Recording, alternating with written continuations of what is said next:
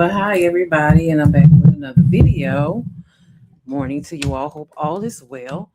And trigger warning: sensitive subject, sensitive matter, sensitive video topic. This is a member of Color Me Bad, Kevin Thornton, Mikayla Thornton, the youngest daughter of Color Me Bad. I wanna, you up. Can't say that exactly, but singer Kevin Thornton is accusing her father, and really they got her name kind of backwards. It's supposed to be like singer Kevin Thornton, but it says Mikayla is accusing her father of being in a cult and subjecting her to the religious abuse, subjecting to her childhood illegal acts of abuse, and much more. In a recent interview with Soft White Underbelly, Mikayla alleged her father created a rod of correction bearing Bible verses and his children's names that was used to beat them. She said, "We grew up in a very religious household." She continued to allege her father subjected her and her siblings to religious deliverances. Mikayla explained they were allegedly struck with a Bible hard enough to leave bruises. She said she believed the treatment during her childhood was normal and that other families had similar experiences. Mikayla further alleged that the alleged abuse continued until she and her siblings cried and begged for it to stop. Now, Mikayla's allegations vastly differ from her father, Kevin Thornton's previous public claims.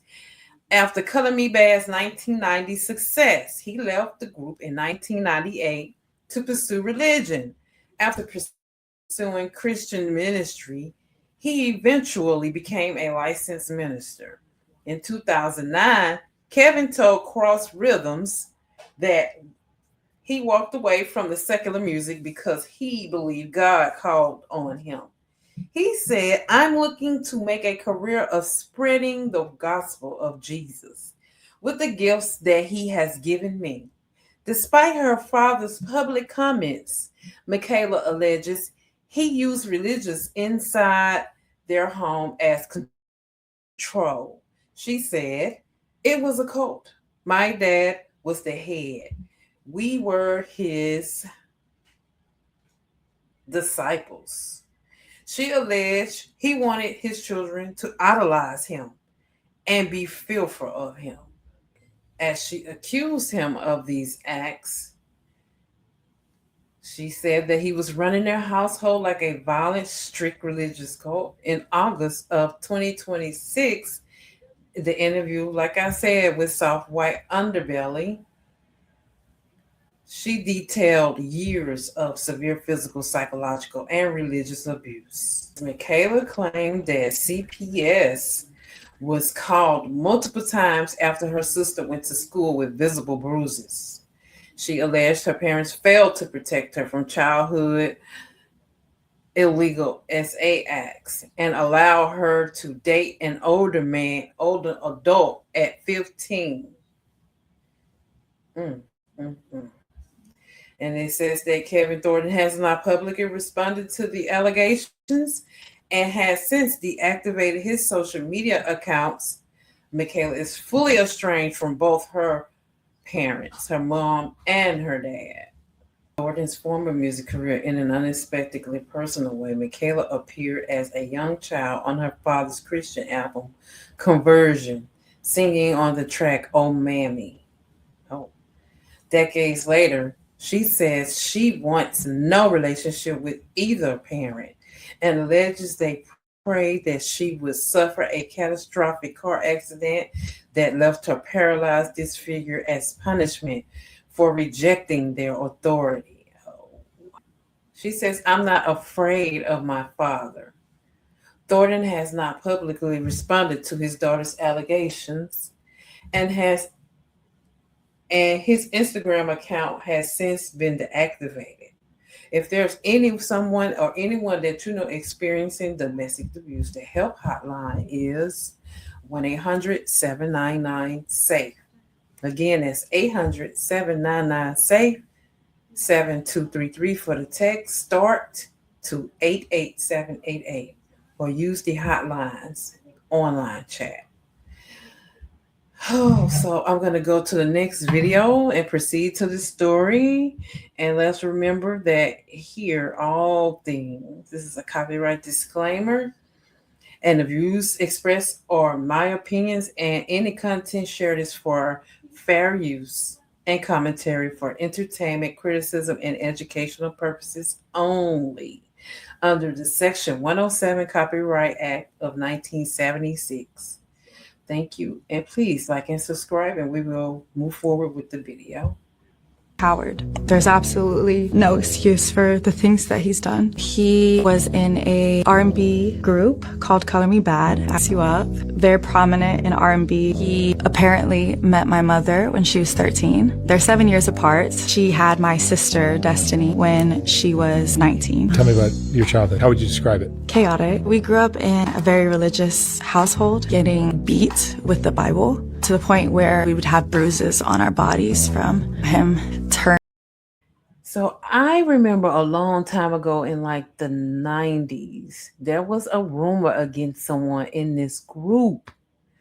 But I was so young. I probably was like about 14 or something like that when this group came out. So I remember hearing something. And after that, the group just kind of disbanded and broke up.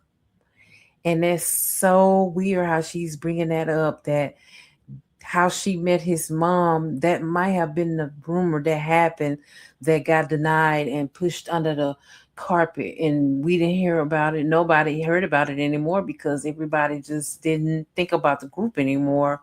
Once they broke up, they only came out with so many songs. But yeah, I'm going to let the video finish. Let me hush. The Bible into our chest. People would come over to the house, people from the church or people they would meet. We would do an exorcism on them and watch so many crazy things. When my sister got abused by her baby's father, my dad blamed her. It's her fault because she chooses bad men. She did this to herself, was his exact words. Didn't help her, didn't come to see her. She was pregnant. Of correction. It had Bible verses on it and our names on it. And anytime, we'd get in trouble, like we would get beat with the rod of correction because that was from the Bible. Whose idea was that? My father's. And when I tell you those beatings, like they loved those beatings. Like if you didn't cry and beg, they would just keep going until you did. And it was like a gleam in their eye. They loved the beatings. Sorry. There's just so much I'm trying to think. They're not reading the letters, they're just sending them to make these prisoners come to God, I guess. My sister wrote to one, she's 14. He got out and came to the church. My father befriended him, and not long after, he started raping my sister, got her name tatted across his chest. My dad knows about that. He'll deny it to this day, but he knew about that and the videos. They were best buds. He always said Destiny was mature for her age. My father, Destiny's fast. She's a slut. Then he hosted a men's group at our house. Come to find out, all of these men he had to the house. They'd have Bible study and he would try to deliver them. They can't even be in the radius of children. Like they can't even be in proximity to children, and you have your kids.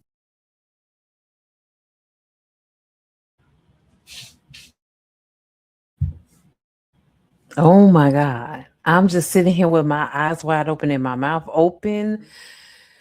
Like, what? Excuse me? He did what?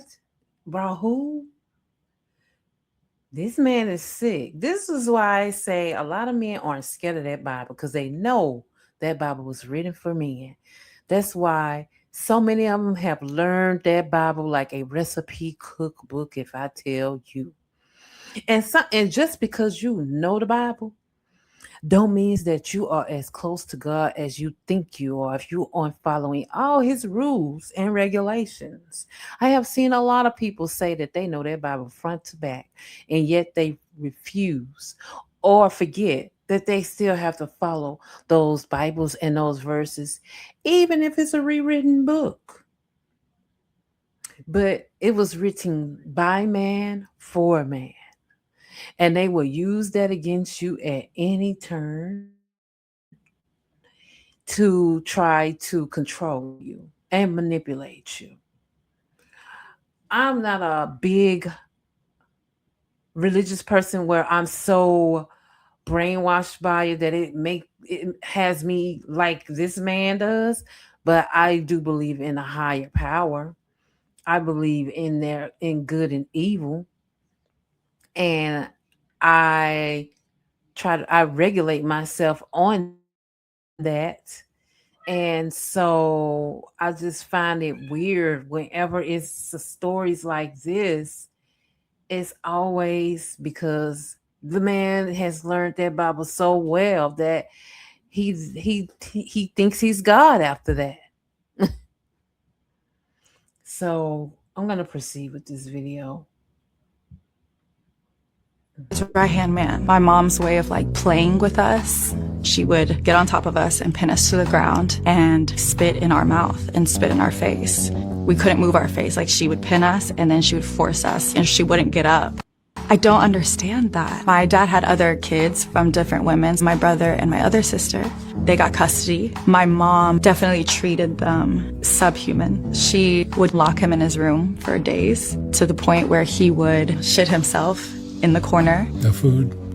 And then my sister Brianna, she would treat her like a slave. She made her run to school and then drove beside her, scream at her and yell at her the whole way to school. They took her everything, no door, mattress only, no sheets. They cut her hair. They gave her one outfit to wear, took her makeup, face wash, hair products, took everything. And they would let us know, you can't talk about what's happening because my dad was the preacher.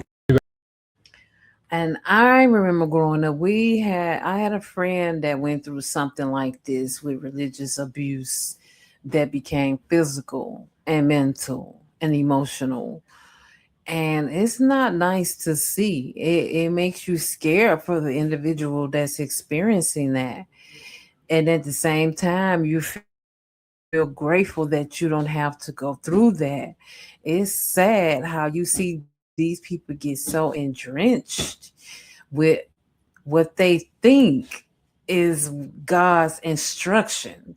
God would never instruct you to mentally, verbally, and emotionally and physically. And as say you're a child, or have you bring PDFs to your home thinking that you can convert them and you're not God. She's saying that these are people that's not even supposed to be in arm's length of children. Yet her father invited them to the house and around those children. So it was when I was 15, but when I would get molested on the bus, I was honestly as early as I can remember. I was in 3rd grade or 2nd grade. It would happen throughout my period of time there. I told the bus driver, and the bus driver told my parents, and that's when they didn't do anything about it, so it kept happening. And I just started being quiet about it and just let it happen. And this is with who? All the kids on the bus, they would just force me in the corner and just touch me and kiss me. And, you know, I didn't understand it, but I knew it was wrong. So I told my parents about it, and they didn't do anything about it. Understandably so. Now understanding my father's relationship with pedophiles, my father's relationship with my mother, you know, if it walks like a duck and talks like a duck. So he's believing so much in the God that he believes in that you're letting people degrade your daughter and perform illegal acts against your daughter. Mom used to have you stripped naked and Yes. When I was 6, Brian is one of the Color Me Bad members. He was staying with us for a short period of time. Brian never did anything. He was just there, but for some reason, they had me go into his room naked. And they had me strip and walk into his room and just were laughing like it was funny. It's almost like your parents were offering you up to him Yeah. at 6 years old. Yeah. Yeah, I guess. Your parents never got caught with any pedophile charges or anything like that? No, they're so good at making people believe that they are God's chosen people. It was so suffocating because we all were so angry. Y'all, this is getting very tough to watch because I'm just like, how do you, as someone who believes in a higher power like God, allow your 6-year-old child to get undressed, butt naked, and go in a room to model for a grown man that you're friends with? He was trying to build some type of definitely CULT circle, and using his own children to do this. And this is gross and it's negligence, and he didn't care about his kids. He saw his kids as something that he could use. And if this is true, because all is alleged, then this is very bad. Very bad.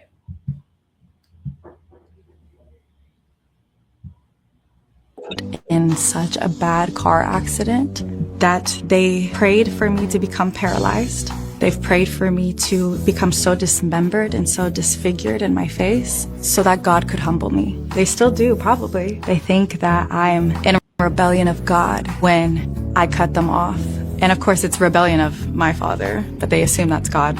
I did get in an accident. Nothing happened. I'm very protected, and I'm not afraid of my father. I could have died. I was on a major highway in Dallas, and I slid off the highway. The only thing that stopped my car from flipping was a sewer drain. My parents sat there and told me that God's trying to get my attention, and then that I deserved it. They literally said I deserved it. My car was fucked. Come to find out, they had been telling people that I got in this car accident and making this GoFundMe for attention and for pity. And they stand by that. Well, they can take your testimony as a sign from God also, and getting God's attention, because what other way would this be happening if it wasn't for a real higher being to get your attention by letting your child be able to tell their story so you can hear what happened to them and how they felt about what happened to them.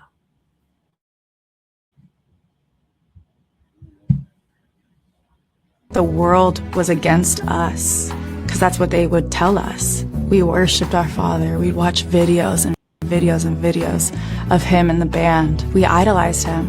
My dad operated on fear to keep us silent, because his name, who he is, his appearance, everything is optics. I want absolutely nothing to do with my parents. I just want the world to know who he is. The shame that we have carried are not ours to hold. It's his. It's theirs. By me coming here today, I want to free my sisters and my brother from their control. And I want them to understand that what we had to go through is not okay. And we don't have to keep hurting anymore. And we don't have to keep a secret anymore. We don't have to hold it any longer.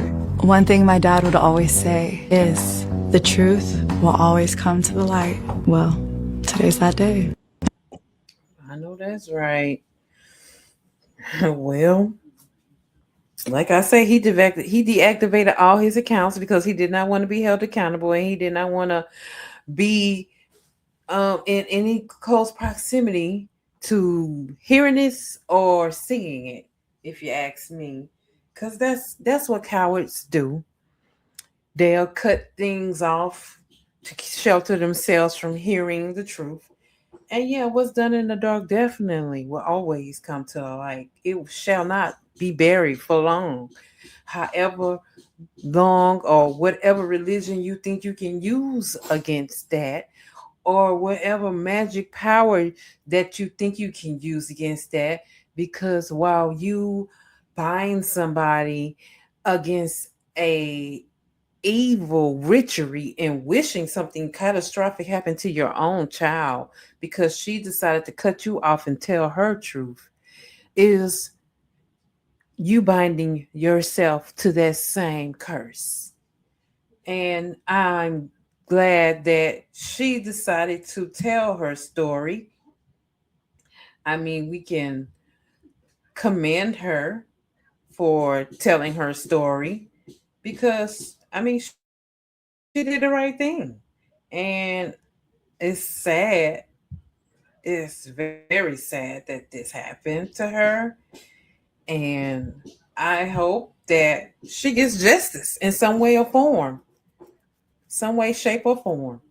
Because if it's true, Kevin, you will not get away with this for long. And what is meant to happen will happen.